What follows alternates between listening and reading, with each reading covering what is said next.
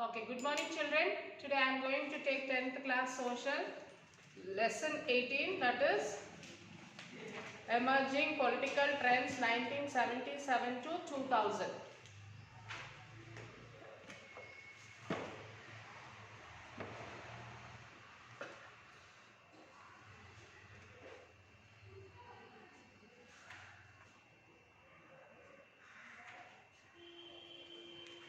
Okay, the period between 1975 and 1985 was a testing time for Indian democracy. Okay, isn't it? The senior leaders like Jayaprakash Narayan and Acharya J.B. Kriplani played an important role in bringing together all the anti-Congress and anti-emergency parties to fight the elections. So the senior leaders like Jayaprakash Narayan and Acharya J.B. Kriplani, they played an important role in bringing up the anti-Congress and anti-emergency together parties to fight the elections.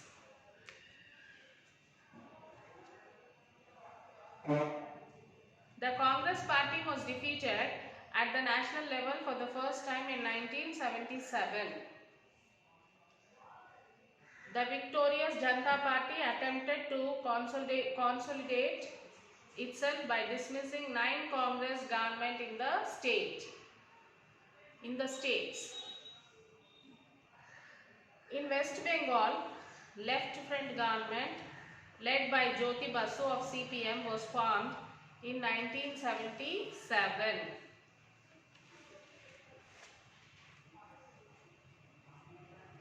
The victorious Janata Party attempted to consolidate itself by dismissing 9 Congress government in the states, and they carried out land reforms called Operation Varga to help the share corpus. The Congress returned to power in 1980 and the Janata Party was dismissed. NTR began the Telugu Desam Party TDP on his 60th birthday in 1982. So N.T. Ramarao, that is Telugu Desam Party leader, he began this Telugu Desam Party on his 60th birthday in 1982. His populist measures helped the TDP sweep the 1982 elections. N.T. Ramarao was supererogatory dismissed by the governor in 1984 when he was away in the United States for surgery. The governor appointed N. Bhaskara Rao, who had defected from TDP to the Congress. After a month, NTR was reappointed after a great public movement. So as N.T. Ramarao was away from India, so as he was in the United States for some of his surgery, he was dismissed from the governor. And then the governor appointed N. Bhaskara Rao, who had defeated from TDP to the Congress. Then after a month, NTR was reappointed after a great public movement. So in 1994, it is an important judgment. The Supreme Court laid down strict norms for the use of Articles 356 by the central government. In Assam, besides Assamese, Bengali was also major spoken language. In the late 1970s, this general feeling of unhappiness was transformed into a social movement. The All Assam Students Union AASU was at the forefront of the agitation.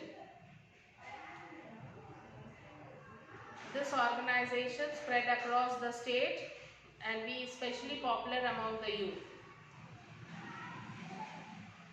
An agreement was signed by the central government and the AASU at the initiative of Prime Minister Rajiv Gandhi in 1984. When elections were held in Assam, Gana Parishad came to power. A movement of autonomy took shape in the state of Punjab and continued for many years. Punjab also claimed more water from Bhakra Nangal Dam and greater requirement of state in the army. The Akhil Dal had passed a set of resolutions in 1978 during the Janata Party rule in the centre, calling upon the central government to implement them. Its most sufficient demand was to amend the constitution to give more power to the states and ensure greater decentralization of powers. The Shiromani Akhil Dal emphatically urges upon the Janata government to take cognizance of the different linguistic and cultural sections, religious minorities, as also the voice of millions of people.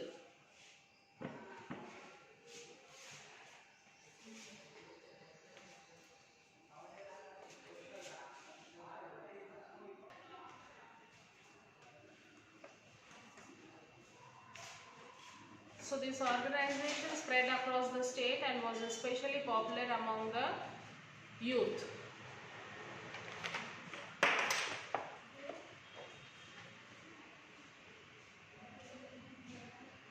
An agreement was signed by the central government and the AASU at the initiative of Prime Minister Rajiv Gandhi in 1984. When elections were held in the Assam Gana Parishad came to power. A government for autonomy took shape in the state of Punjab and continued for many years. So Punjab also claimed more water from Bhakra Nangal Dam and greater requirement of Sikhs in the army. So Akhil Dal had passed a set of resolutions in 1978 during the Janata Party rule in the centre, calling upon the central government to implement them. Its most significant demand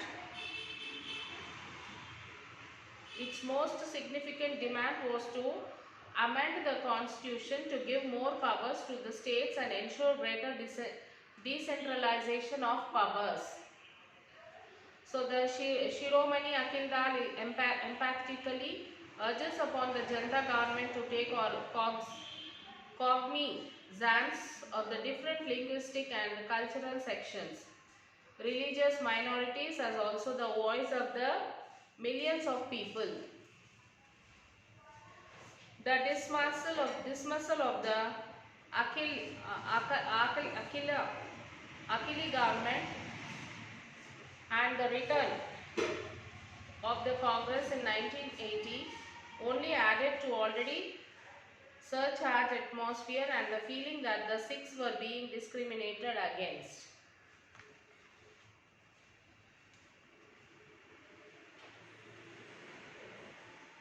Bhindranwala, the leader of the group of militant Sikhs, began to preach separation and also demanded the formation of the Sikh state, Khalistan. This was a period of intense turmoil in the state and was a communal color to the conflict. So on the other hand, the militants tried to impose an orthodox life code on all Sikhs and even non-Sikhs of Punjab. People belonging to non-Sikh communities were subjected to communal attacks. When Bhindranwala occupied the Golden Temple, the army had to intervene to vacate the premise, which was known as Operation Blue Star. So when this Bhindranwala was occupied by the army people, they have to vacate that place, and that is known as Operation Blue Star. The fallout of all this was the assassination of Prime Minister Indira Gandhi in 1984. 1990 was a decade of violence and conflict in Punjab. The period of insurgency saw clashes of the Sikh militants with the police as well as with other religious groups. In 1991, about 1,000 people were killed by the militants as a result of violence. The militants were also engaged in large-scale kidnapping and extortion to raise funds from their work. The Congress led by Rajiv Gandhi won an unprecedented victory in the elections. India sent its army to Sri Lanka to maintain peace between the Sri Lanka government and the Tamil militants. So the Indian government has sent the army people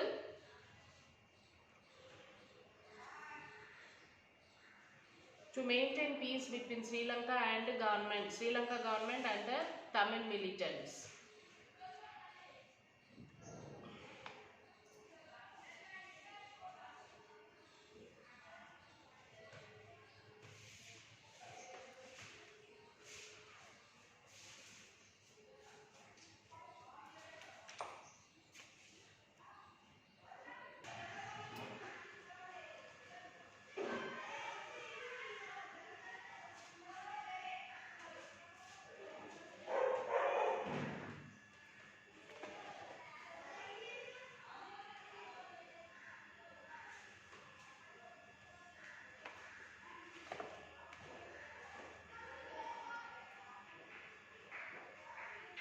Yes, but this turned out to be a misadventure as it was not accepted either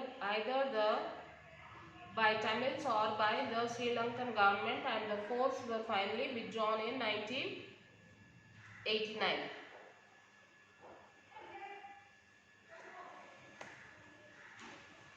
In a famous speech, Rajiv Gandhi said that of every rupee spent on the poor, barely 15 paisa reaches them. So there were, in a great speech, Rajiv Gandhi said that the amount which is going to send for the poor people will not reach to them. Like if we are spending 1 rupee towards poor people, by the time it go and reach them, it will be only 15 paisa. Which means that the remaining amount will be used by in between some people.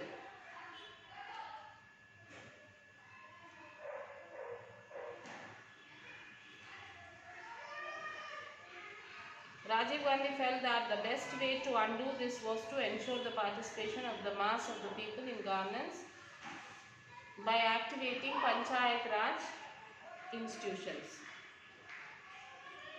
So in the second sphere too, Rajiv Gandhi attempted to chart a different courses. His government's first budget is 1985 moved towards a more liberalized system by removing some of the checks and controls that were in place. Rajiv Gandhi initiated the telecom revolution in India, which speeded up and spread the network of telephonic communication in the country using satellite technology. In 1985, the Supreme Court passed a judgment on a case filed by Shah Banu. Around the same time, some sections of the Hindus had begun a campaign for building a temple for Lord Rama in Ayodhya in the place of Babri Masjid. They claimed that it was the birthplace of Lord Rama and Babri Masjid was built by destroying the earlier temple existed there. That is like in 1986, the court allowed Hindus to perform worship here, and the custodians of Babri Masjid denied this and claimed this was a place of worship of Muslims. Around the same time, charges began to be levied against several leaders for receiving bribes from the Swadeshi manufacturers of guns. The first coalition government led by VP Singh Janata Dal was formed in 1989. The 1990s were a year of very significant change in the post-independence India, especially formation of coalition government. Since 1989, all governments that had formed at the national level have been either coalition and or minority governments. Even small parties tried to gain under advantage as the withdrawal of their support could cause the fall of the government. The Janata Dal focused on the need for inclusive development and ensuring opportunities for people from backward communities.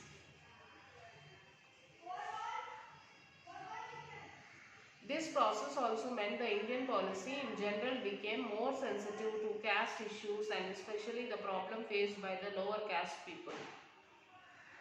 The 73rd Constitutional Amendment created institution of local self-government at the village level.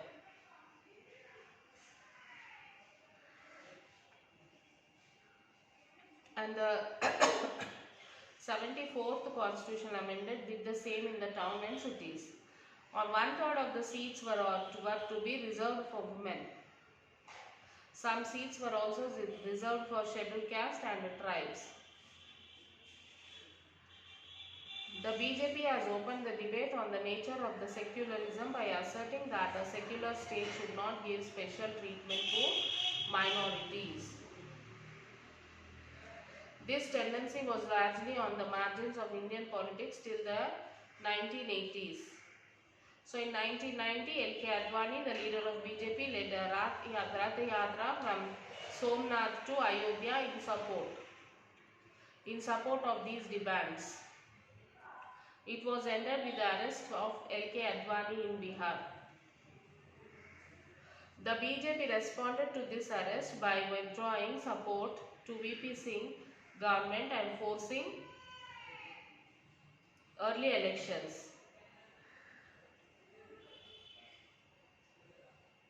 In the election campaign, Rajiv Gandhi was assassinated by the LTTE. In the sympathy wave, the Congress came to power in the center, but the BJP strength had gone up to 120 in the Lok Sabha. In 1991, when the VP Singh government fell, India was facing very serious economic crisis.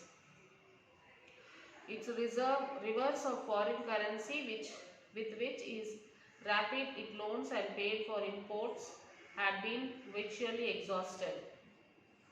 In 1992, the new Congress government under P.V. Narasimha Rao was formed.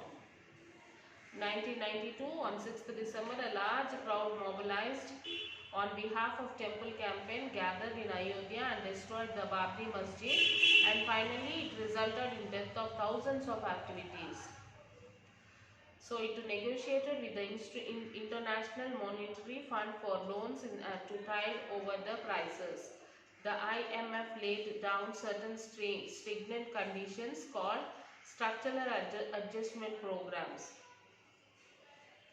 forcing India to accept a policy of liberalization due to which many changes occurred. The 20th century closed with an India which was drawn into the world market in India, which seemed to have a thriving democracy. It had stood the test of time for over 50 years and had built a relatively stable economy and deeply rooted democratic politics.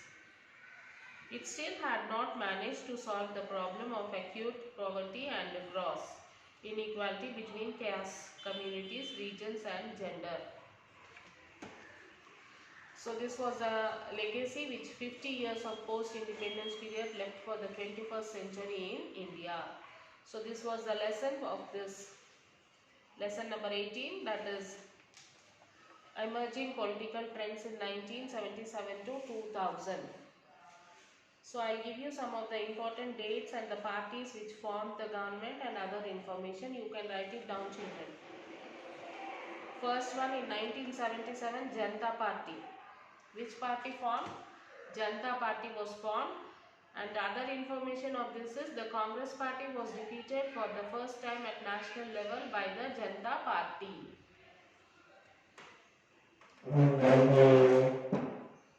Okay children, and the next one is 1980, which party formed? Congress party formed. The elections were held before the actual period as Janata government was collapsed due to the disunity among parties. Third one, 1982 state level, TDP formed, Telugu Desam Party formed.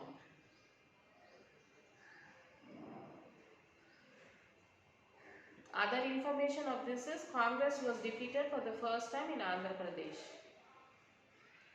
Fourth one, 1985 Congress formed again. So other information, Rajiv Gandhi became the Prime Minister as Indira Gandhi was assassinated.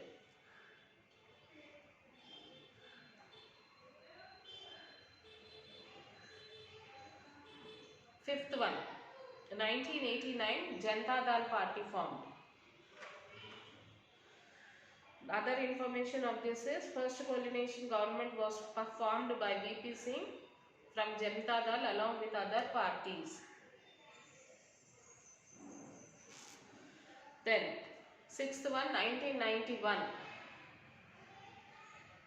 So which party performed again? Congress party. P.V. Narasimha Rao was the Prime Minister. And in 1996, Janata Dal Party formed, led by H.D. Deva Gowda and later by L.K. Gujral. Eighth one, 1998, NDA, coalition government led by the Vajpayee. In 1999, NDA, coalition government led by Vajpayee again. Then in 10th one, 2004, UPA formed, coalition government led by the Manmohan Singh. Then 11th one, 2009, UPA, Manmohan Singh as a Prime Minister. And the 12th one, 2014, BJP formed, coalition government led by Narendra Modi.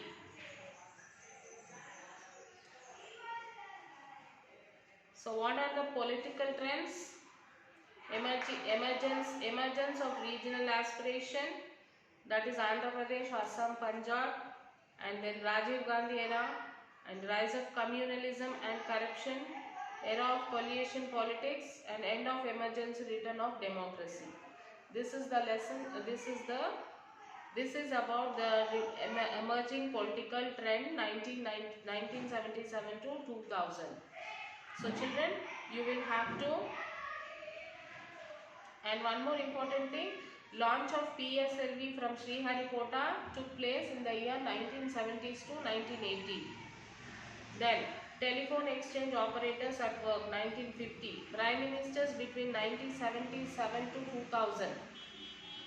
One is Morarji Desai. He was from 77 to 79. Then Rajiv Gandhi, beginner of new initiatives from 84 to 89. VP Singh from 1989 to 1990. Then Vajpayee 1998 to 2004. Narasimha Rao 91 to 96. Sanjeev Reddy, unanimous Speaker of Lok Sabha and unanimous 6th President of India. And N.T. Ramarao, the first non-Congress Chief Minister of Cabinet, Andhra Pradesh. So these names you will have to remember and the years. And now it's a time for you all to write your class works, children. Write all the question answers.